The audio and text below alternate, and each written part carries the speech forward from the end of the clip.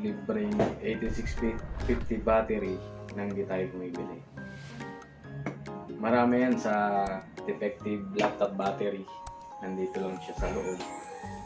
Bubuksan natin siya. So may 5 peraso defective battery dito. Ang laman sa loob nito na battery ay ganito din, 18650. So buksan natin. So pag-open ko nito madali lang. Ganito yung way ko ng pag-open. Takpo ko lang siya dito.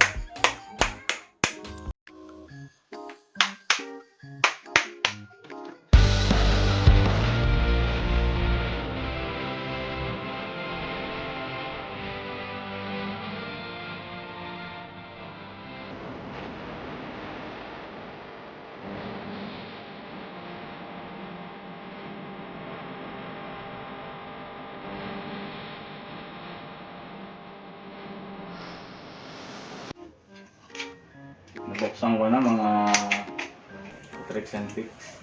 So ito na siya. So mukhang magaganda pa yung battery. Yun. Nagsalat tayo sa lamesa natin. Tip na lang natin mamaya. May mga battery pa tayo dito ng battery ng tab tsaka galing sa mobile phone. Sa mga cellphone, tablet. Ayan. Mga buo pa to. Binukod ko lang. Yung iba kasi mga bloated na, tinapon ko na. Buo pa yung iba niyan. Hindi ko lang alam kung saan project ko to gagamitin, kaya inipon ko lang siya.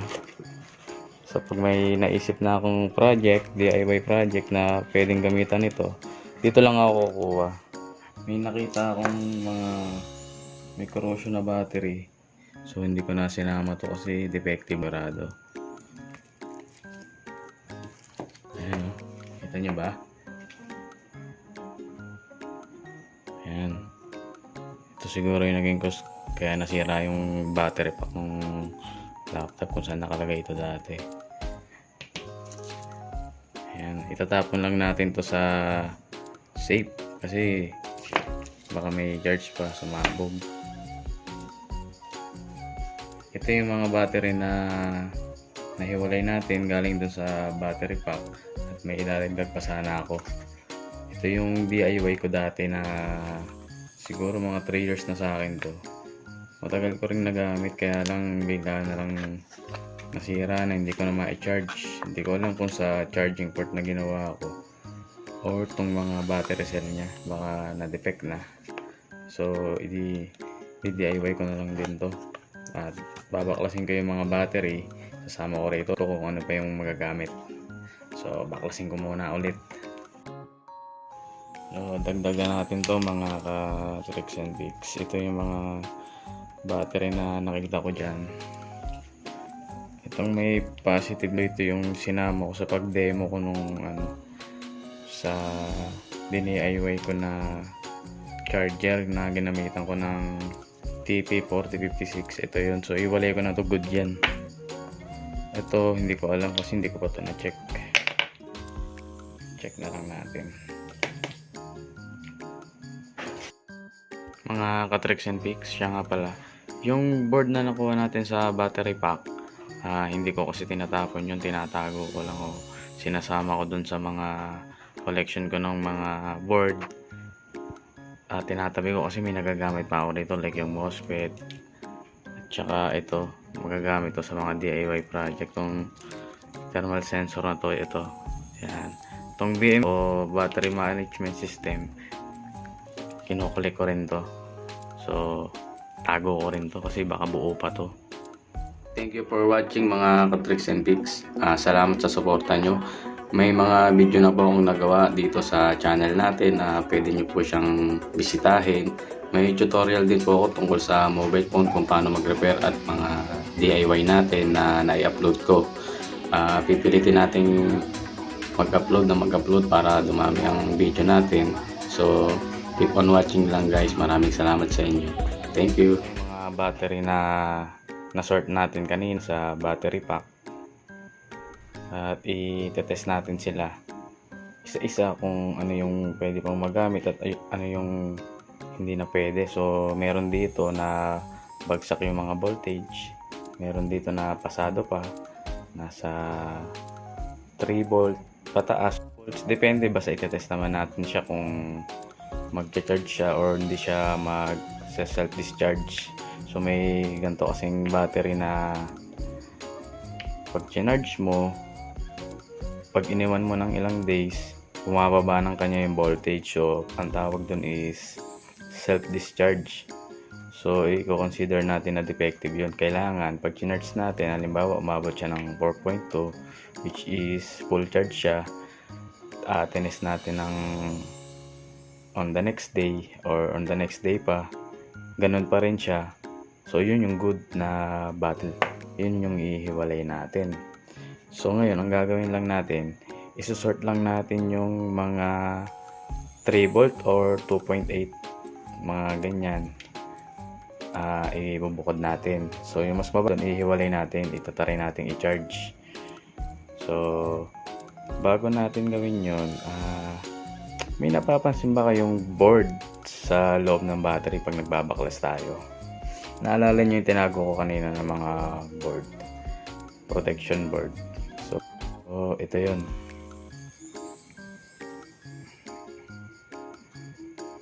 Bali, dalawa yung kinuha kong sample. Ito siya. So kung mapapansin, meron siyang component parts na to. So discuss natin to. Konting trivia lang, paliwanag ko sa inyo.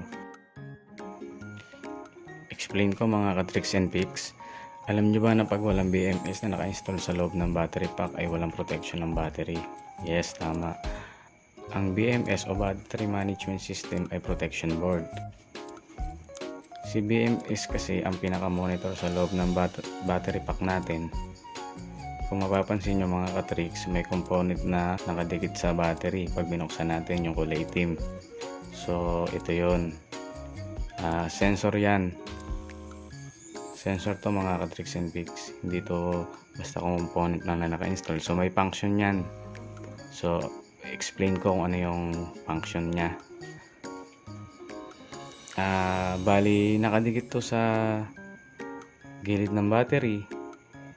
Sensor kasi ito mga ka-tricks. Ito yung protection ng battery kung overcharge na siya or sobrang init na ng battery. Magbibigay siya ng signal para i-cut off si BMS line. Ano ba ang tawag sa electronic component na ito? So ang tawag dito mga ka-tricks is thermistor. Thermistor means for thermal, ibig sabihin para sa temperature. Bukod doon mga ka-tricks and picks, si BMS din na nagre-regulate ng charging ng bawat cell para pantay-pantay ang charge ng bawat cell ng battery. Siguro magtataka kayo bakit pag harvest natin ng battery or pag kumuha tayo ng battery sa battery pack, may mga good pa tayo nakukuha tapos may defective din. So ganito kasi yun mga ka-tricks. Once na magbigay ng signal si thermistor, so ito yon kay BMS, ay nag-automatic na naka-disable na yung battery na nag-short circuit or yung sobrang init or nag-overcharge. Magbibigay siya ng signal papunta sa BSM board o yung battery management system natin, i-disable niya na yun. So ang mangyayari, yung battery pack is magiging defective. Isang set na yun na defect siya. So kahit yung isa lang magkaroon ng defect doon o isang battery cell, lahat na siya defect. So kaya pagka nag-harvest tayo, may nakukuha tayong mga good na battery cell pa. Yun yung na-protect ni thermistor. So yung isa lang yung, halimbawa isa lang yung nag-short, yun lang yung isi-sense nung circuit board na short siya. So hindi na niya napapaganahin yung iba hanggang sa hindi na magamit yung battery pack, sa mauwi na siya sa as defective. So yun lang pala sira niya, isang battery lang or dalawa, pero yung katabi niya is good pa. Pero ayaw na ni BMS na magamit yung ano, kasi nga nasisense na nitong thermistor natin as defective siya. So ganun yung paliwanag ko sa pagkakaintindi ko para sa board na to. Sana po ay may natutunan kayong konti sa paliwanag ko. So balik na po tayo sa pag-sort ng good and defect na battery. Ito nga tong mga hinarvest natin kanina. So sa pag-check ng 18650 battery, pwede tayong gumamit ng analog or digital tester. So ako ang gagamitin ko is digital para makita nyo yung reading. Siya nga pala, may notified ko to, kung makikita nyo dun sa mga previous video ko. Ito yun, kasi lagi itong lowbat. Bibili ako ng AAA battery, mga ilang weeks lang lowbat na siya, kasi yung beep sounds niya malakas magpa-lowbat yun, lalo na pag gagamitin ko yung may backlight yung display niya, may ilaw yung backlight niya. So kadalasan ko kasing ginagamit to pang continuity yung beep sounds niya. So mas mabilis kasing mag-trace ng short doon pag nagre-repair ako ng laptop tsaka mobile phone. Yun ang ginagamit ko. Dati analog, sanay na sanay ako mag-analog, so nag-try akong gumamit ng digital para ma-practice ako. So i-sort na natin yung mga defective battery sa good. So pakita ko sa inyo kung paano ko gagawin. So i-sort na natin mga ka-tricks and picks. So para mas madali kayo, gumamit kayo ng digital para accurate, tsaka makikita nyo kagad kung ilang voltage, mas mabilis. Pero kung sanay kayo mag-analog, okay lang din, set nyo lang sa DC 0 to 10. Ayun. So sukatin natin kung ano pa yung pwede. 1 volt hanggang 1.8 ibubukod natin, tapos yung 2.8 pataas ibubukod natin, yun yung i-consider natin as good. So ganun lang, check na natin.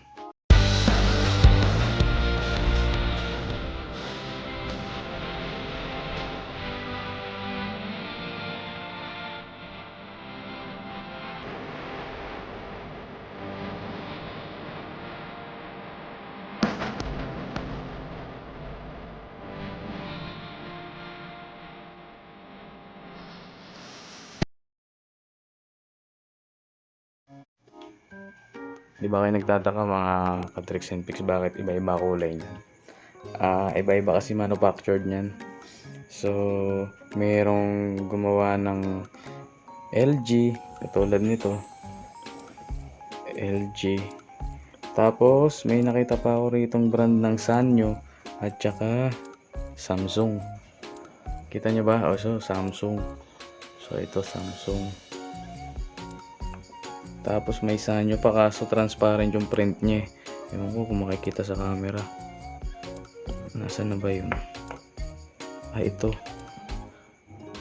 Ito siya. Kita nyo ba?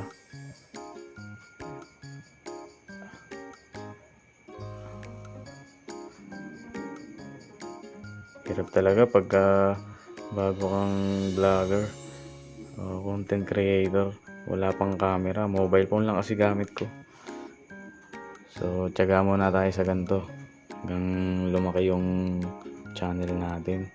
So nakita nyo naman siguro kanina mga ka-tricks, hindi ko na ayaw na mag yung camera ko eh.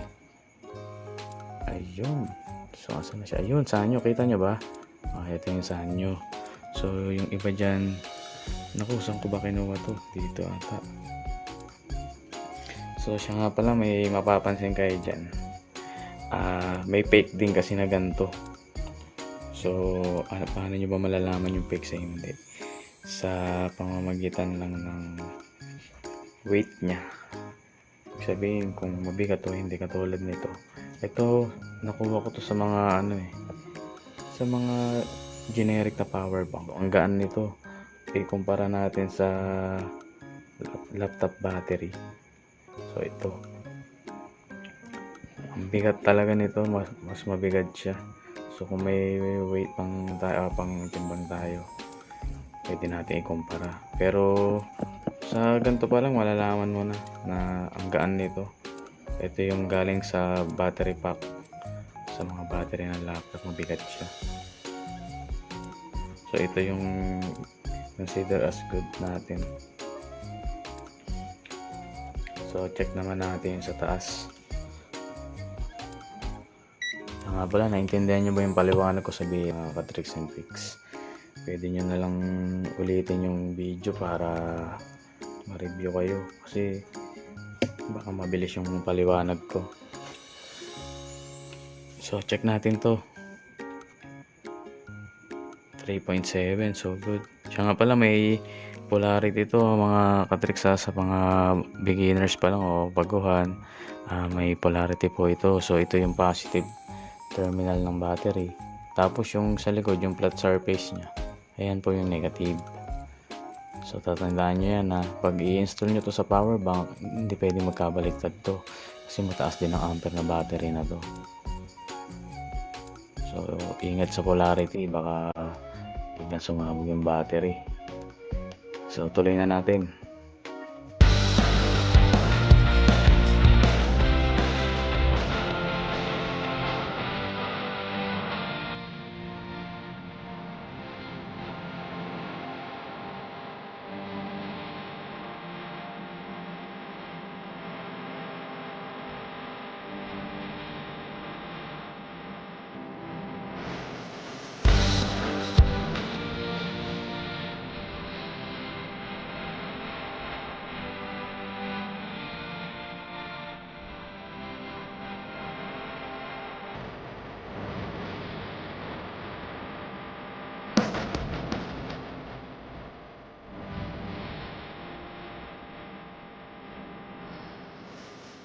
Ko nang tanggalin yung mga defective na low voltage na bagsak.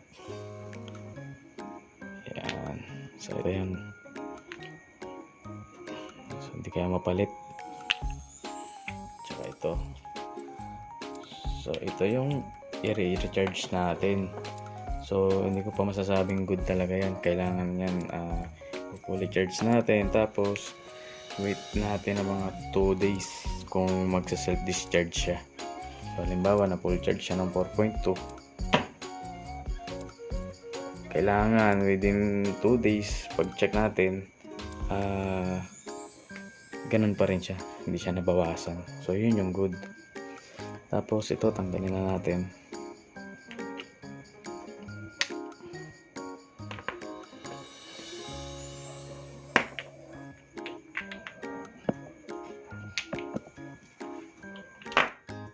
Pwede pang i-recharge.